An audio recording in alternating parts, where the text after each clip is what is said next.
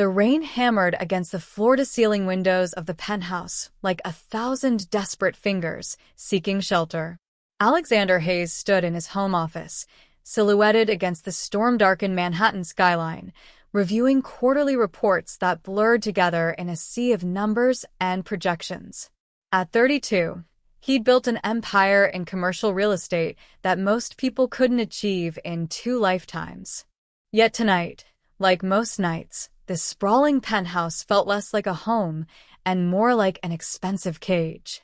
"Mr. Hayes?" The soft voice startled him from his reverie. He turned to find Maria standing in the doorway, her hands clasped nervously in front of her uniform. In the 8 months since he'd hired her as his live-in housekeeper, he'd learned to read the worry lines that occasionally creased her forehead. Tonight, they were deeper than usual. "Maria, I've told you to call me Alexander when we're off the clock," he said, setting down his tablet. "What's wrong?" She hesitated, glancing back toward the staff quarters. "I'm so sorry to disturb you, Sir Alexander. It's Emma. She's terrified of the thunder, and I've tried everything. I was wondering." She paused, biting her lip. "Would you mind if I brought her to the main living room? Just until the storm passes?" The staff quarters echo every thunderclap, and she's shaking so badly. Alexander felt something twist in his chest. He'd seen Emma only in passing during these months, a tiny whirlwind of dark curls and bright eyes who occasionally peeked around corners at him before dissolving into giggles. Maria kept their lives carefully separate from his, maintaining professional boundaries he'd never asked for but had tacitly accepted. "Of course," he said immediately. "Bring her out. Better yet, why don't you both use the media room? The soundproofing might help." Relief flooded Maria's face. "Thank you. You're very kind." She disappeared, and Alexander found himself following a few minutes later, drawn by a curiosity he didn't quite understand. He found them in the media room. Maria sitting on the large sectional with Emma curled in her lap, small body rigid with fear despite her mother's soothing whispers. The little girl wore pink pajamas covered in cartoon unicorns, and her face was streaked with tears. When lightning flashed, followed by a crack of thunder that seemed to shake the building, she buried her face in Maria's shoulder with a whimper that cut through Alexander's carefully constructed emotional armor. "Hey there," he found himself saying, moving closer. "That thunder is pretty loud, huh?" Emma peeked at him with eyes that were startlingly similar to her mother's, deep brown and expressive. Her lower lip trembled. "It's scary." Alexander sat down on the opposite end of the sectional, maintaining what he hoped was a non-threatening distance. "You want to know a secret? When I was about your age, maybe a little older, I used to be afraid of thunderstorms too." "Really?" Emma's voice was small, but curious. "Really?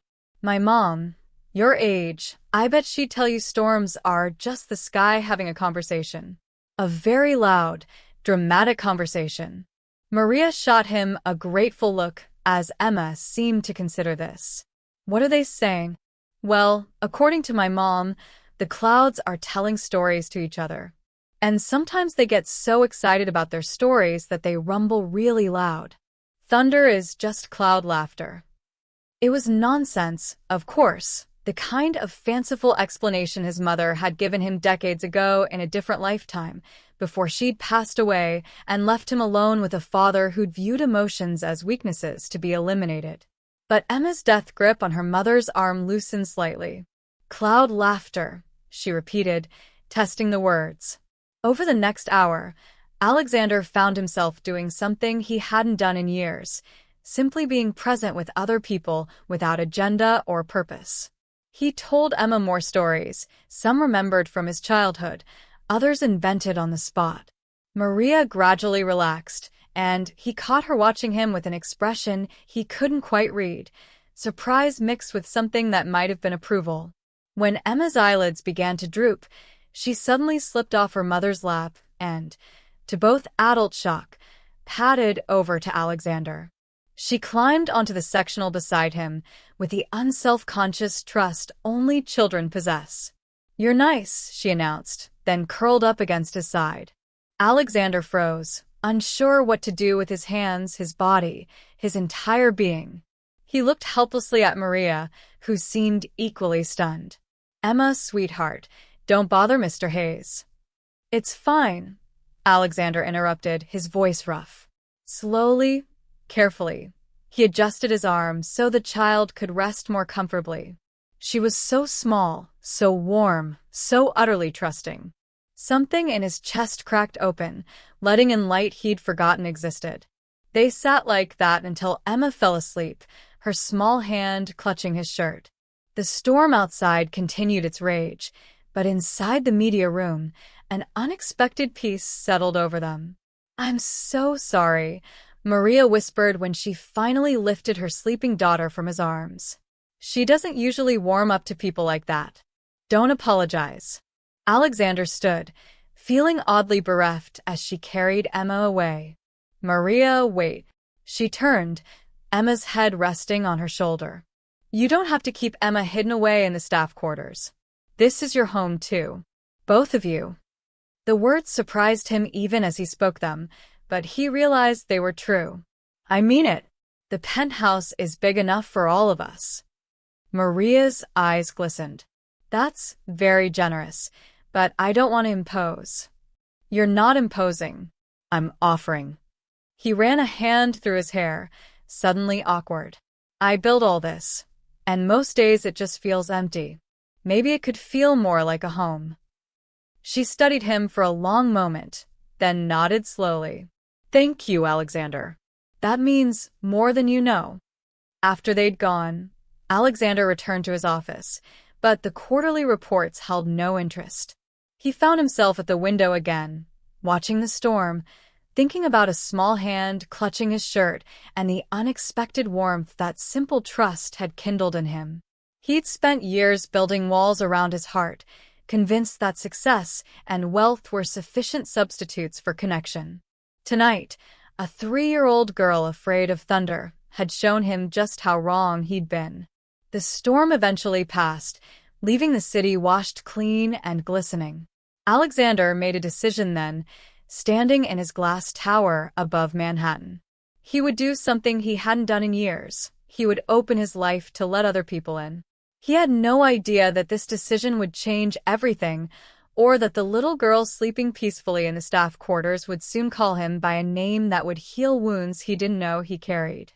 The morning after the storm dawned crystalline and bright, sunlight flooding the penthouse and turning the rain-washed windows into sheets of gold. Alexander woke earlier than usual, driven by an energy he couldn't name. For the first time in months, he found himself heading to the kitchen instead of his office. Maria was already there, preparing what looked like pancake batter while Emma sat at the kitchen island, swinging her legs and chattering about the cloud laughter from the night before. Both looked up in surprise when he entered. "Good morning," he said, suddenly feeling like an intruder in his own space. "I thought I'd make some coffee before heading to the office." "Of course," Maria said quickly, moving aside. "I can do that for you." "Maria." He held up a hand gently. "Remember what I said last night. This is your home. I can make my own coffee." He smiled at Emma. "Good morning to you too. Sleep better after the storm?" Emma nodded enthusiastically, her curls bouncing. The clouds stopped laughing. "Mama says they went to sleep." Over the next few weeks, a routine established itself that surprised everyone, most of all Alexander. He began taking breakfast in the kitchen instead of having it delivered to his office. Emma's presence made the formal dining room seem ridiculous, so they gathered around the island instead, Alexander reviewing reports on his tablet, Maria preparing for the day, and Emma coloring in her books or building elaborate structures from blocks. At first, the arrangement felt awkward, like actors learning new roles. But children have a way of dissolving adult awkwardness through sheer force of personality, and Emma was no exception. "Why do you always wear suits?" she asked him one morning, studying his charcoal Tom Ford with the serious intensity only 3-year-olds can muster. "It's what people wear to work," he explained. "Mama works, and she doesn't wear suits." "Emma," Maria chided gently, But Alexander laughed, a sound that felt rusty from disuse. She has a point. I suppose I wear them because people expect me to look a certain way. That's silly, Emma declared with the absolute certainty of childhood. You should wear what makes you happy. The simple wisdom struck him harder than it should have. When had he last done anything simply because it made him happy? He started making small changes. He began leaving the office at 6 instead of 9, timing his arrival home to catch the tail end of Emma's bedtime routine. At first, he just observed from the doorway as Maria read stories in the small reading nook they'd created in the corner of the living room. But gradually, he found himself being pulled in. Alexander, come sit, Emma would call, patting the cushion beside her. Mama's reading about the dragon. Maria would smile and scoot over, making room. He'd settle in awkwardly, and she'd continue reading, her voice bringing life to castles and kingdoms, brave knights and magical creatures. Emma would lean against her mother on one side and, increasingly, against Alexander on the other, as if it were the most natural thing in the world. You're good with her, Maria said one evening after Emma had fallen asleep mid-story. They'd moved her to her small bed in the staff quarters, though Alexander had already made a mental note to have the guest room converted into a proper bedroom for her. She makes it easy, he admitted, helping Maria adjust Emma's blankets. She doesn't expect anything from me except to be present. That's more than most people give, Maria said softly. Being present. He looked at her then, really looked at her for perhaps the first time. Maria was 28, but her eyes held the kind of depth that came from hardship survived. He knew the bare facts from her employment file. Single mother, no family support, working multiple jobs before he'd hired her. But he realized he knew nothing about her story, the journey that had brought her here. Maria, would you tell me about Emma's father? You don't have to, he added quickly. I just realized I've been sharing this space with you both, and I know almost nothing about your life. She was quiet for a long moment, her hand resting gently on her daughter's sleeping form. When she spoke, her voice was steady, but threaded with old pain. His name was David. We met when I was 23, working as a waitress and going to community college. He was charming, attentive, everything I thought I wanted. She smiled sadly.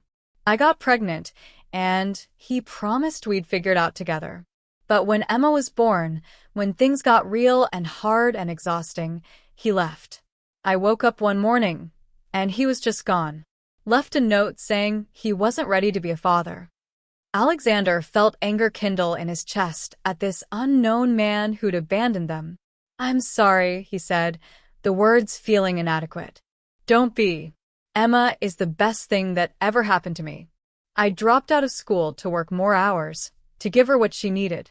Some days were so hard I didn't know if we'd make it. She looked up at him, and the gratitude in her eyes made him feel unworthy. This job, this place, you've given us stability I never dreamed of. You've been kinder to us than you had any obligation to be. You work hard. You deserve stability. He paused, choosing his words carefully. But it's more than that. You and Emma, you've brought something into this place that was missing. Life, warmth, purpose. A 3-year-old and her chaos? Maria laughed softly. Exactly that. He smiled. I built this penthouse to be impressive. Turns out what I actually needed was for it to be a home. The next Saturday, Alexander did something unprecedented. He cleared his entire schedule.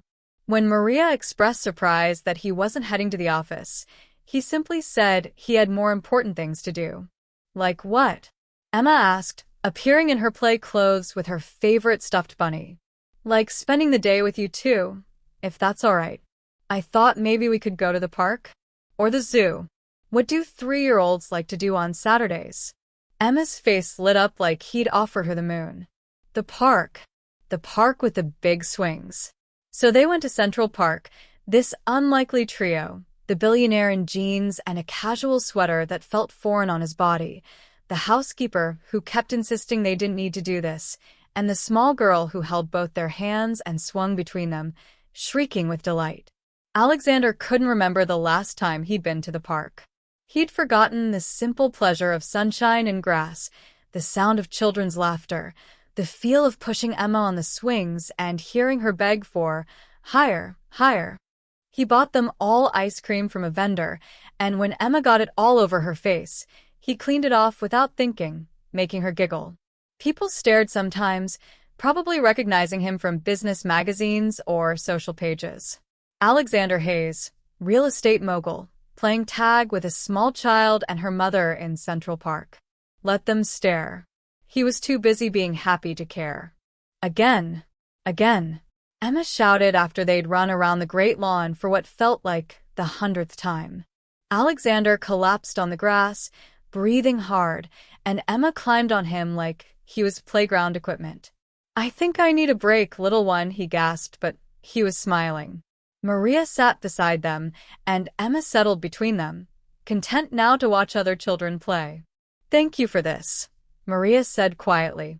"You didn't have to give up your Saturday." "I didn't give it up," Alexander corrected, watching Emma trace patterns in the grass. "I finally figured out how to spend it properly." As the afternoon sun slanted golden through the trees, Emma curled up against him, tired from the day's adventures. Her small hand found his, and she looked up at him with those solemn brown eyes. "Alexander." "Yes, sweetheart. I'm glad you live with us." He felt his throat tighten. "I'm glad you live with me, too." Maria met his eyes over Emma's head, and something passed between them. Understanding, gratitude, and the first tentative threads of something that might become friendship, or perhaps something more. But for now, on this perfect Saturday afternoon, it was enough to simply be three people who'd found unexpected solace in each other's company. As they walked home through the park, Emma held both their hands again, and Alexander realized that somewhere between quarterly reports and thunderstorms, between casual breakfasts and bedtime stories, his carefully controlled life had been infiltrated by love. And for the first time in years, he felt like he was exactly where he was supposed to be. Section 3. The walls come down. The transformation of the penthouse happened gradually, like ice melting under spring sun. Alexander found himself making decisions he would have considered unthinkable mere months ago. The formal dining room, with its marble table that could seat 16, became Emma's art studio. Finger paintings and crayon drawings began appearing on the previously pristine walls of the hallways, carefully framed and displayed like the expensive modern art they replaced. "You're sure about this?" Maria asked one evening, watching Alexander hang Emma's latest creation, a chaotic swirl of colors that might have been a rainbow or possibly a dinosaur. "Absolutely," he said, adjusting the frame until it was level. "That Rothko was making me depressed anyway. This is much better." The truth was that everything was better now. The penthouse hummed with life. Emma's laughter, Maria's humming as she worked, the patter of small feet running down hallways that had once echoed with emptiness. Alexander found himself rearranging his entire life around these small, precious moments. He started a new tradition of Friday movie nights, transforming the media room into a fort made of cushions and blankets. They'd watch animated films that Alexander had never seen, tales of princesses and talking animals and magical kingdoms. Emma would curl up between him and Maria, offering running commentary and asking questions about everything. "Why is the prince looking for her?" Emma asked during one such movie. "Because he loves her," Maria explained gently. "How does he know he loves her? They only danced once." Alexander found himself laughing. The kid has a point. That's pretty rushed, even by fairy tale standards. "You're supposed to suspend disbelief," Maria protested, but she was smiling. "I'm just saying, in the real world, love takes time. It builds slowly. It's in the little moments, the everyday things, not just one dance." Maria looked at him then, her expression unreadable in the flickering light of the screen. "Speaking from experience?" Speaking from recent education, he said softly, his eyes meeting hers briefly before Emma demanded they pay attention to the movie. But the moment lingered, settling between them like a question neither was quite ready to ask. Work, which had once consumed Alexander's life, became something he did efficiently during prescribed hours. His assistant, Jennifer, had nearly fainted when he started leaving the office at 5:30 sharp. "Mr. Hayes, the investors' meeting. Reschedule it. I have a prior commitment." "More important than the Singapore deal?" "Much more important. I promised someone I'd be home for dinner." His business partners and board members noticed the change, of course. Some approved, commenting that he seemed more focused, less burned out. Others worried he was losing his edge. But the quarterly numbers spoke for themselves. He was as sharp as ever, just more selective about where he invested his energy. What they didn't understand was that Emma and Maria hadn't distracted him from his purpose. They'd given him one.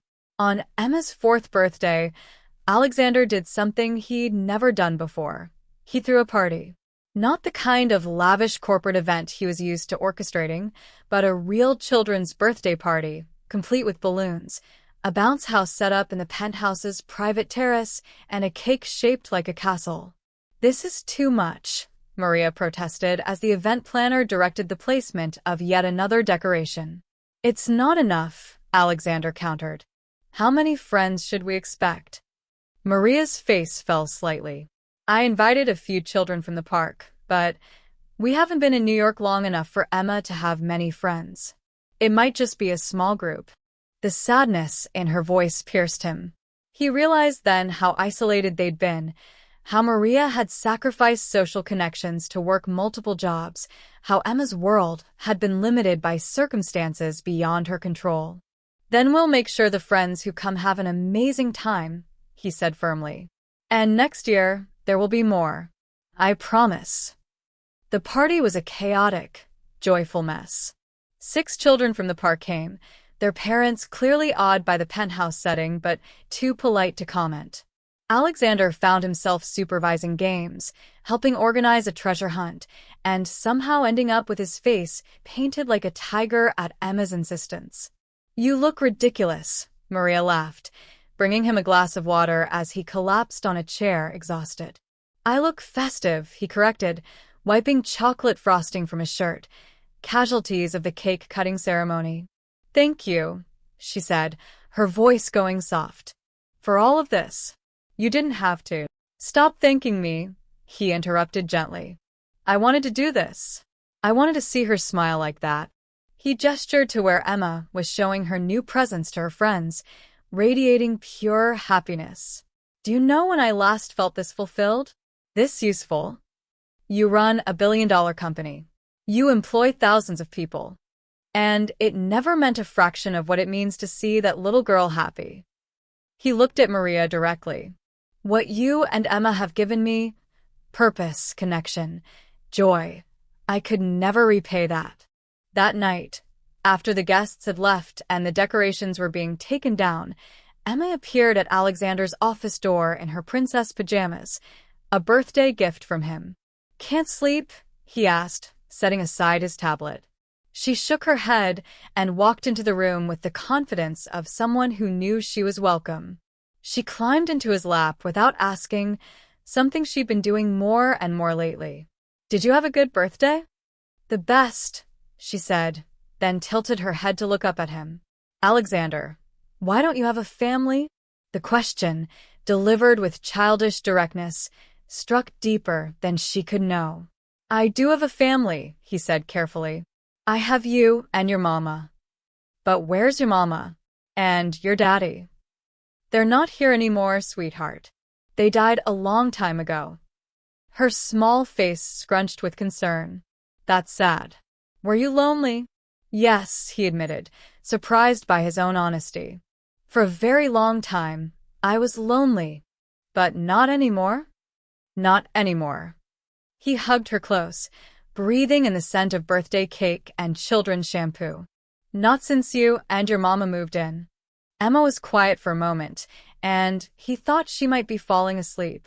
Then she asked, in a voice so small he almost missed it, "Alexander, could you maybe be my daddy?"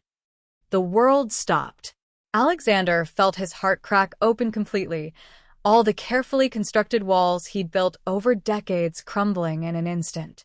He looked down at this beautiful, trusting child who'd somehow seen past his wealth and success to the lonely person underneath, who decided he was worth loving. "Emma?" His voice came out rough with emotion. "It's okay if you don't want to," she said quickly, misreading his hesitation. "I just thought maybe because you're so nice and you live with us and you play with me and you make Mama smile. That's what daddies do, right?" "Emma, sweetheart, I would be honored. More honored than anything in my entire life." He had to pause, swallowing hard against the tears threatening to fall. "But it's not just my decision. It's yours and your mama's. And it's a big thing." "I already decided," Emma said with the certainty of childhood. "I decided at the park that day, when we got ice cream. I want you to be my daddy."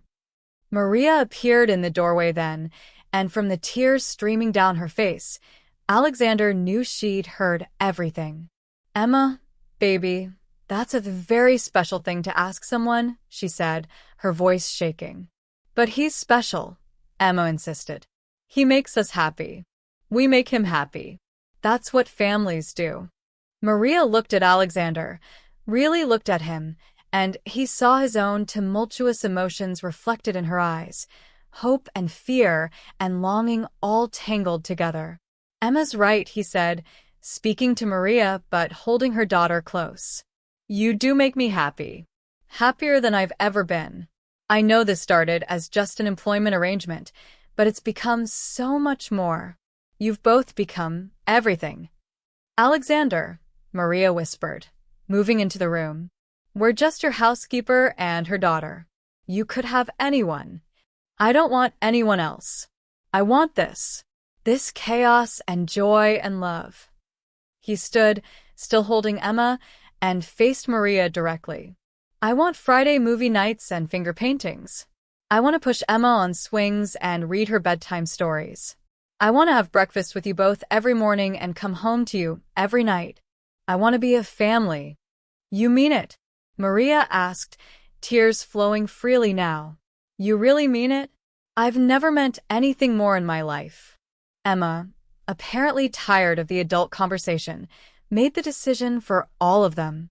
She reached out to her mother, pulling her into the embrace. "See, Mama? We're a family now."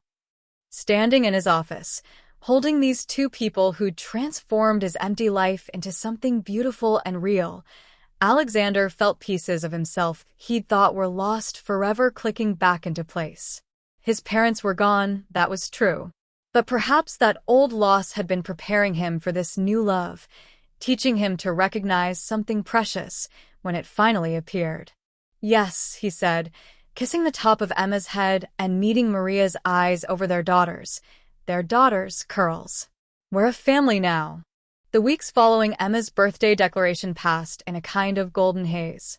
Alexander had never experienced anything like it, the simple joy of belonging to something greater than himself.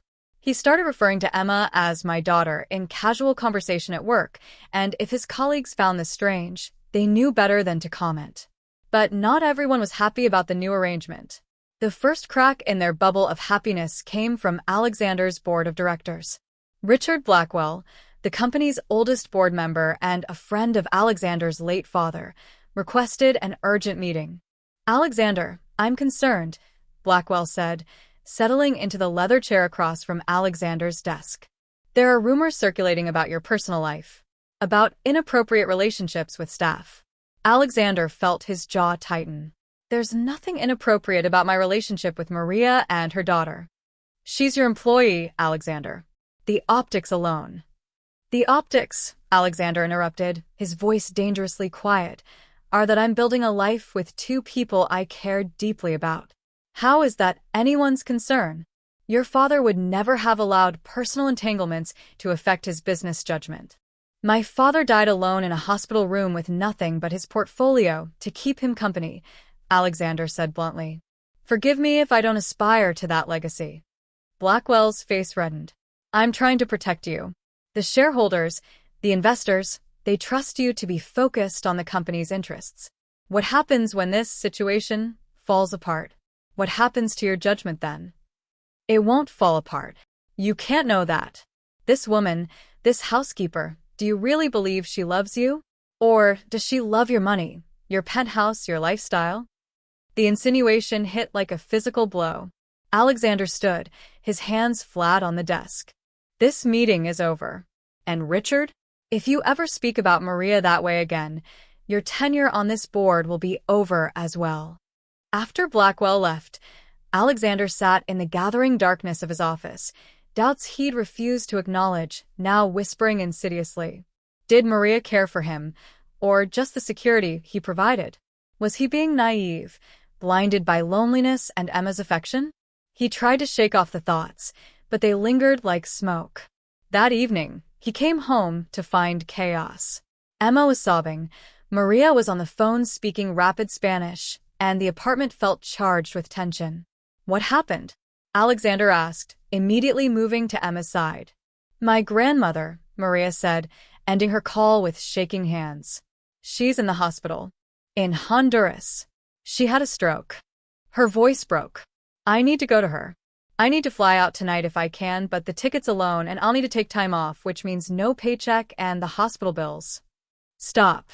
Alexander held up his hand. Just stop. Go pack. Both of you. I'll arrange everything. Alexander, I can't ask you to. You're not asking. I'm telling you. You need to be with your grandmother. He pulled out his phone, already dialing. My assistant will book you on the next flight. First class. And I'll cover the hospital bills. That's too much, Maria protested, even as relief flooded her face. I can't accept. You can and you will. Family takes care of family. The words felt right in his mouth, solid and true. Within 2 hours, Maria and Emma were packed and ready to leave for the airport. Emma, who'd calmed down once she understood they were going to help Abuela, hugged Alexander tightly. Will you come visit us? She asked, her face pressed against his shirt. If your mama wants me to, of course I will. I want you to, Emma said firmly. You're my daddy now. Daddy's visit. After they left, the penthouse felt devastatingly empty. Alexander wandered through rooms that suddenly felt too large, too quiet, too cold. He found one of Emma's drawings on the refrigerator, a crayon stick figure family labeled Mama, Emma, and Alexander, with a big heart around them. He took a photo and sent it to Maria with a simple message. Missing you both already. Her response came an hour later from the airport. We miss you too. Emma wanted you to know she loves you. And so do I. Alexander stared at those 3 words, so do I, feeling something settle in his chest. But Blackwell's voice echoed. Do you really believe she loves you? 3 days later, he flew to Honduras. He'd never been to this part of Central America, never visited the small town where Maria had grown up. The hospital was modest, overcrowded, nothing like the pristine medical centers in Manhattan. But Maria's grandmother, Rosa, was in a private room now. Alexander had made sure of that. When he arrived at the hospital, he found Maria asleep in a chair beside her grandmother's bed, Emma curled in her lap. Both looked exhausted, wrung out from worry and the stress of travel. Maria, he said softly, touching her shoulder. She woke with a start, and when she saw him, tears immediately filled her eyes. You came? Of course I came. He knelt beside her chair. How is she? Stable. The doctors say she'll recover, but it will take time. Maria wiped her eyes. Alexander, the bills you paid. I saw the amounts. That was tens of thousands of dollars. I can't. You can. You will. Stop thinking about money and just be here for your grandmother. Emma woke then, and her sleepy face transformed with joy. Daddy, she cried, launching herself at him. The words stopped everyone. Maria's eyes went wide. Alexander felt his heart stutter. Even Rosa, who'd been dozing, opened her eyes and focused on them with surprising clarity for someone who'd just had a stroke. Did she just? Maria began. Daddy. Emma repeated, as if it were the most natural thing in the world. You came to visit us. I did, sweetheart. Alexander hugged her close, meeting Maria's gaze over her daughter's head. I couldn't stay away. Rosa made a sound, and Maria immediately went to her side. The older woman's speech was slurred, but her meaning was clear as she looked from Maria to Alexander to Emma. Este ESL? Is this him? Sí, abuela, Maria said softly. This is Alexander. Rosa studied him with eyes that had seen decades of life, that could apparently see past wealth and status to the person underneath. Then she smiled, reached out with her good hand, and took his. Bueno, she said simply. Good. Over the next few days, Alexander stayed in Honduras, helping however he could. He hired additional nurses for Rosa, arranged for a specialist to consult on her care, and found a small house nearby where he, Maria, and Emma could stay together instead of the cramped hotel room Maria had initially booked. In the evenings, after visiting hours, the three of them would return to the little house. It was nothing like the Manhattan penthouse: simple concrete walls, mismatched furniture, a kitchen barely big enough for two people. But as they cooked meals together, as Emma played in the small courtyard, as Maria finally relaxed enough to smile again, Alexander realized something profound. He was happy here. Genuinely, deeply happy. Not because of luxury or comfort, but because he was with them. You don't have to stay, Maria said one night after Emma had fallen asleep.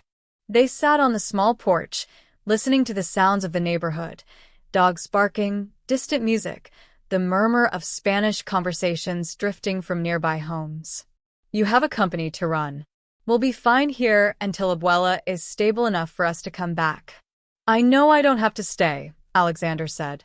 I want to. My assistant can handle things for a while longer. And I'm exactly where I need to be. Maria was quiet for a long moment, her fingers twisting in her lap. Alexander, I need to ask you something, and I need you to be honest with me. Always. Why are you doing all this? The medical bills, flying here, staying with us, is it guilt? Obligation? Do you feel responsible for us because we work for you? The question hung in the humid night air. Alexander recognized it for what it was: the same doubt Blackwell had planted in his mind, just approaching from the other direction. Do you want to know what I was thinking on the plane ride here? He asked instead of answering directly. I was thinking about the first time Emma fell asleep against me during that thunderstorm. How terrified I was that I'd do something wrong, move the wrong way, somehow break this perfect, trusting moment. And then I was thinking about every moment since, every breakfast, every bedtime story, every finger painting, every time you smiled at me across the kitchen island. He turned to face her fully. I was thinking that I spent 32 years building an empire and never once felt the way I feel when Emma calls me daddy. Or the way I feel when I make you laugh. Or the way I felt when your grandmother looked at me today and decided I was good enough for her granddaughter. Alexander, I'm not finished. I was also thinking about what my board member said to me, that you might only care about my money, my lifestyle. And you want to know the truth? That thought terrified me. Not because I believed it, but because I realized how much I need you to prove him wrong. Maria's eyes filled with tears.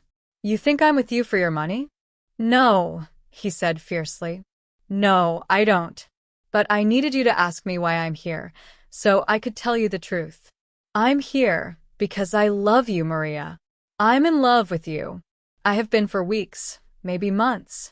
I'm here because you and Emma are my family, and family shows up. That's what you've taught me. She stared at him, tears streaming down her face. You love me? Completely. Terrifyingly. I love how you hum while you cook. I love how you read bedtime stories with different voices for every character. I love your strength and your kindness, and the way you've built a beautiful life for Emma despite everything working against you. I love that you make my obscenely expensive penthouse feel like a home. I'm not sophisticated, Maria whispered. I didn't finish college. I don't know anything about business or high society. I'm just a housekeeper. You're not just anything. You're everything. He took her hands in his. And I don't need sophisticated. I need real. I need someone who knows that the best way to spend a Saturday is at the park, not networking at some charity gala. I need someone who sees me, not Alexander Hayes the billionaire, but just Alexander. The guy who's terrified of messing up with Emma. The guy who never learned how to be part of a family until you taught him. I love you too, Maria said, the words tumbling out like she'd been holding them back for too long. I've loved you for so long, but I was afraid. Afraid you'd think I was taking advantage, that you'd see me as some gold digger, that I'd ruin everything by wanting more than what we had. Alexander pulled her close, and she came willingly, burying her face against his chest. You could never ruin anything. You've only ever made everything better. They held each other as the tropical night deepened around them, two people who'd found each other across impossible distances, not geographic, but the distance between loneliness and belonging, between existing and truly living. The next morning, Rosa was more alert. Through Maria's translation, she asked Alexander about his intentions. I intend to love your granddaughter and great-granddaughter for the rest of my life, he said simply. I intend to be the man Emma already believes I am. I intend to build a family with them, if they'll have me. Rosa nodded slowly, then said something that made Maria gasp. What? Alexander asked. What did she say? Maria wiped her eyes, laughing and crying at once. She said that my mother, before she died, used to pray that someday a good man would find me. Someone who would see past circumstances to the person inside. She says you're the answer to that prayer. Alexander felt the weight of that blessing settle over him like grace. Tell her I'll do everything in my power to be worthy of that. They stayed in Honduras for 2 more weeks until Rosa was stable and set up with ongoing care that Alexander had arranged. On their last night, Maria took Alexander to the small house where she'd grown up, now occupied by a cousin. This is where I used to dream of a different life, she said, showing him the tiny room she'd shared with 2 sisters. I'd lie here and imagine living somewhere big and clean and safe. Somewhere Emma could have her own room and toys and opportunities. And now I realized that what I was really dreaming of wasn't a place. It was a feeling. It was being loved and secure and part of something bigger than myself. She looked at him, her eyes reflecting the dim streetlight. You've given me that. Given us that. Not the penthouse or the money, though I'd be lying if I said the security doesn't matter. But mostly you've given us yourself. Your time, your attention, your heart. It's the least I could do, Alexander said, considering you gave me mine back. I didn't even realize I'd lost it until you found it. Flying back to New York, Emma asleep between them in the first-class cabin, Alexander held Maria's hand and thought about the man he'd been just months ago. Successful but hollow, rich but impoverished in all the ways that mattered. That man had been so focused on building an empire that he'd forgotten to build a life. Now, looking at his sleeping daughter, because that's what Emma was now, in every way that mattered, and the woman he loved, he understood that real wealth had nothing to do with quarterly reports or stock portfolios. Real wealth was coming home to laughter. It was finger paintings on the walls and sticky kisses, and someone who loved you not for what you could provide, but for who you were. Real wealth was family. The penthouse they returned to felt different now, not just where they lived, but where they belonged. Together. 3 months after returning from Honduras, Alexander stood in his office staring at a small velvet box. Inside was a ring. Not the biggest diamond he could afford, but a carefully chosen sapphire surrounded by smaller diamonds, the deep blue reminding him of Maria's dress the first time they'd gone to dinner, just the 2 of them, on what they'd nervously called a real date. That had been 6 weeks ago, and it had been adorably awkward. 2 people who already lived together, already shared breakfast every morning and bedtime routines every night, sitting across from each other in a French restaurant trying to recapture the butterflies of first dates. This is ridiculous. Maria had laughed halfway through the appetizer. I already know you hate arugula and that you drink your coffee black.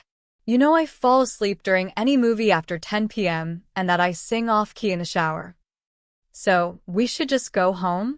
Alexander had asked, though he was smiling. No, she'd said, reaching across the table to take his hand. I want this. I want the romance and the courtship and all of it. I want to do this right. They had done it right.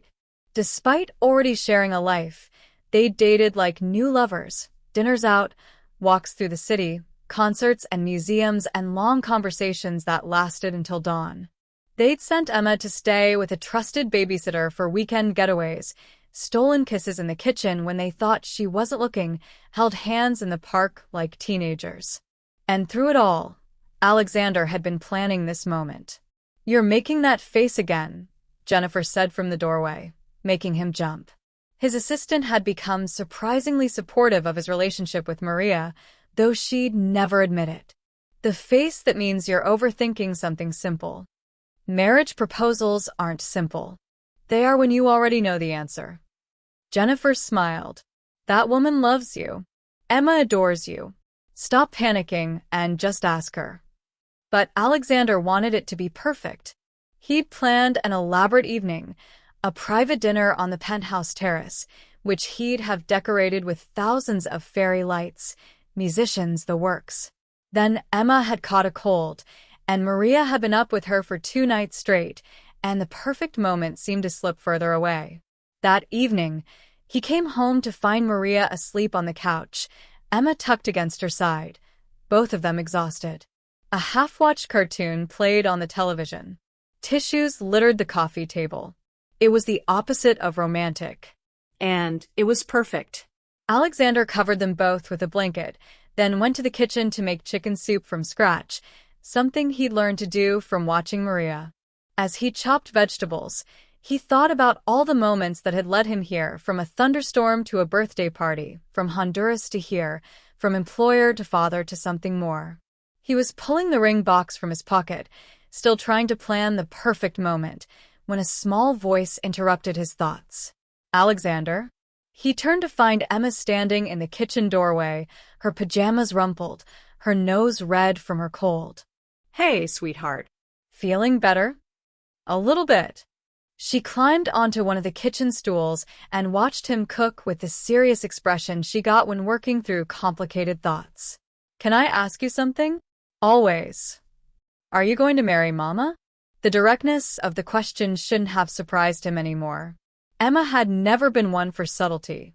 I want to, he admitted. Would that be okay with you? Yes.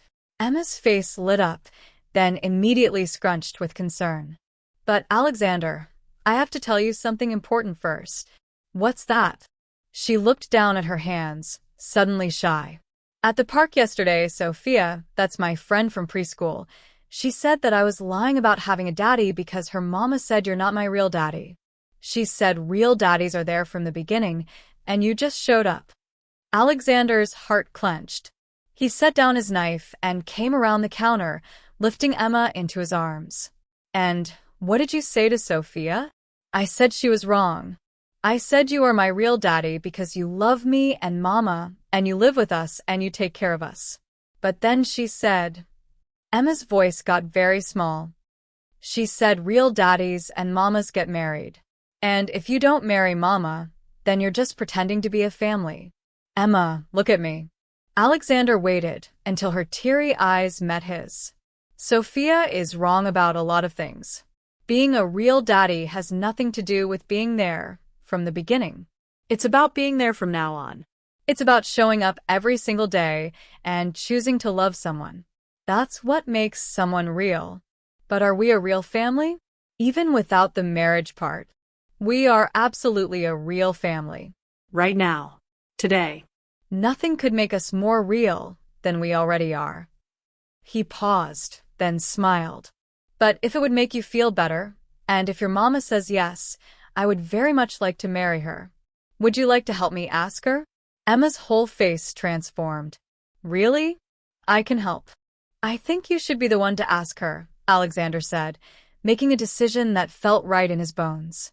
She's your mama. You should ask if it's okay for me to officially be your daddy. But what about the ring? Don't you need a ring? Alexander pulled out the velvet box and showed her. Emma's eyes went wide. It's so pretty. Can I give it to her? We'll give it to her together. They spent the next 20 minutes plotting in the kitchen, Emma's cold forgotten in her excitement. When Maria finally woke up, groggy and confused about how long she'd slept, she found the kitchen transformed. Candles flickered on every surface, electronic ones, safely out of Emma's reach. The soup Alexander had made filled the air with savory warmth.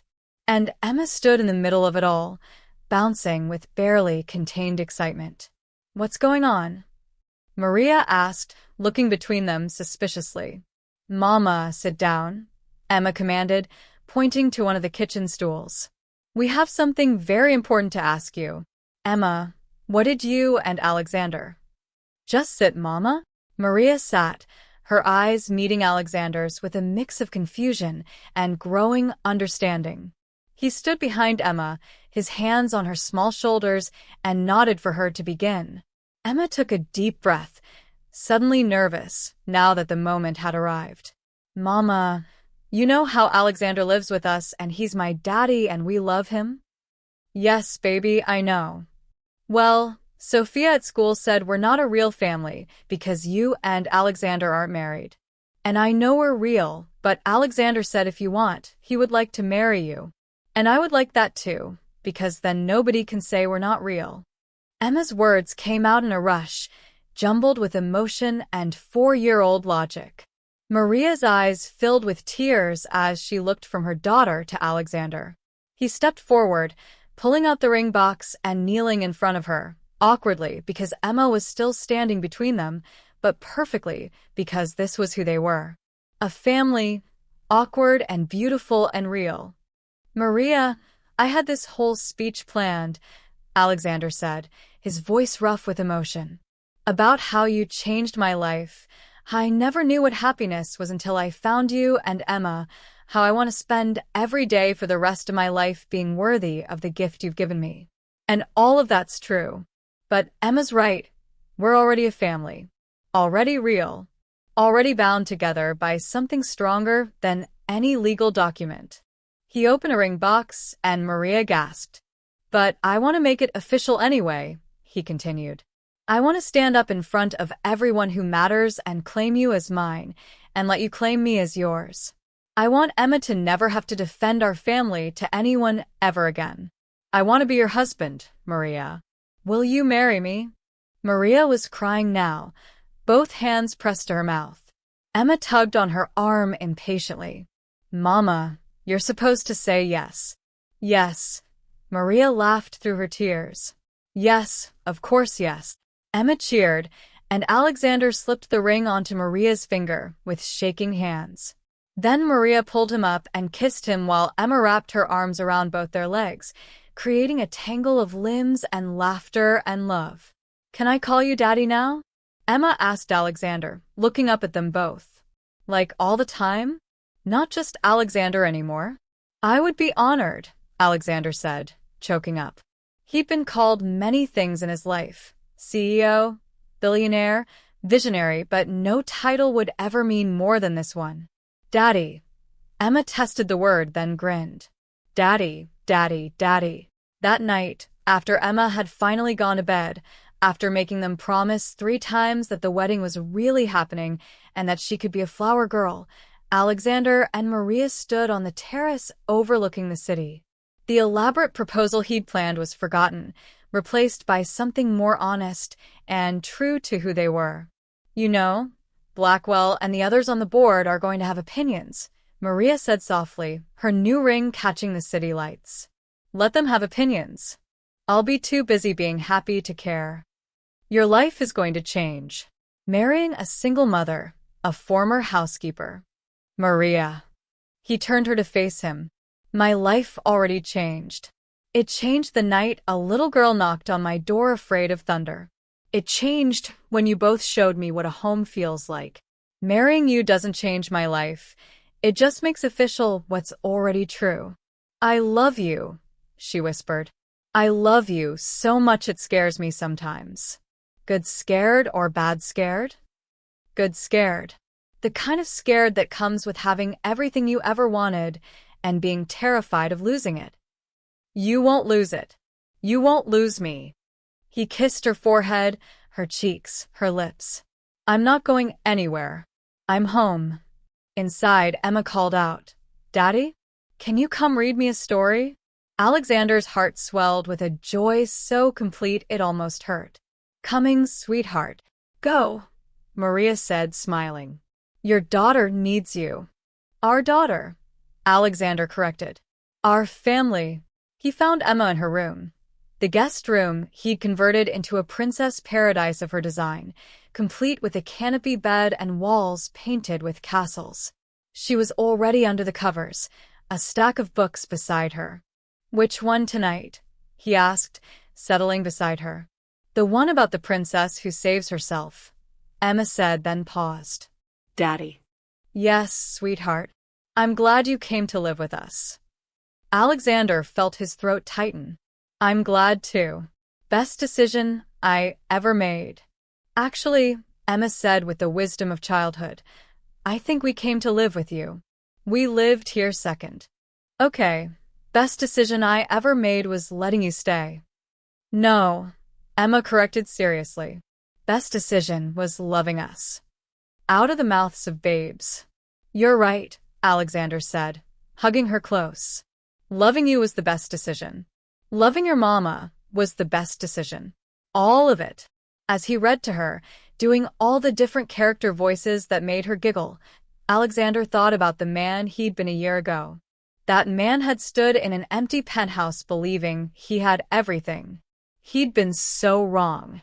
Everything wasn't a corner office or a stock portfolio. Everything wasn't accolades or success or zeros in a bank account. Everything was this, a little girl falling asleep against him while he read about brave princesses. It was a woman he loved waiting for him in the next room. It was the promise of tomorrow and the day after and all the days following, strung together not by obligation but by choice and love and commitment. It was sticky fingers on his business suit and crayon drawings on his walls. It was negotiating bedtimes and planning birthday parties and learning that the best investment he could make was in moments, not markets. It was being called daddy by a child who'd chosen him just as surely as he'd chosen her. Emma's breathing evened out, and Alexander carefully extracted himself, tucking her blankets around her. He stood in the doorway for a moment, watching her sleep, this miracle of a child who'd somehow known that a lonely billionaire needed saving just as much as she'd needed a father. Thank you, he whispered to the sleeping girl, to her mother, to whatever force in the universe had brought them all together. Thank you for finding me. He returned to the terrace where Maria waited, and they stood together looking out over the city that had brought them together. Somewhere out there, other lonely people were searching for connection. Other children were dreaming of fathers. Other women were hoping for second chances. Alexander hoped they found what he'd found, that love wasn't about perfection or planning or getting everything right. It was about showing up, being present, choosing each other again and again. What are you thinking about? Maria asked, leaning against him. I'm thinking that I spent my whole life building an empire, Alexander said honestly. And then you and Emma walked into my life and showed me what I should have been building all along. What's that? A home, a family, a life worth living. He kissed the top of her head. Thank you for that. For all of it. Thank us. Maria laughed softly. You gave us everything. No, Alexander corrected, echoing Emma's earlier wisdom. Loving you both gave me everything. Everything that matters. And as they stood there, wrapped in each other's arms, the city lights spreading below them like fallen stars, Alexander Hayes finally understood the truth he'd been blind to for so long. He'd spent 32 years being successful, but it had taken a whispered question from a frightened little girl, "Can I sleep with you tonight?" to teach him how to truly live. 6 months later, At a simple ceremony in the penthouse with the city as their witness and Emma as their flower girl, Maria and Alexander exchanged vows. Emma insisted on adding her own promise to the proceedings. "I promise to always be your daughter, and you promise to always be my daddy." Through tears and laughter, they promised. And they kept that promise every single day for the rest of their lives.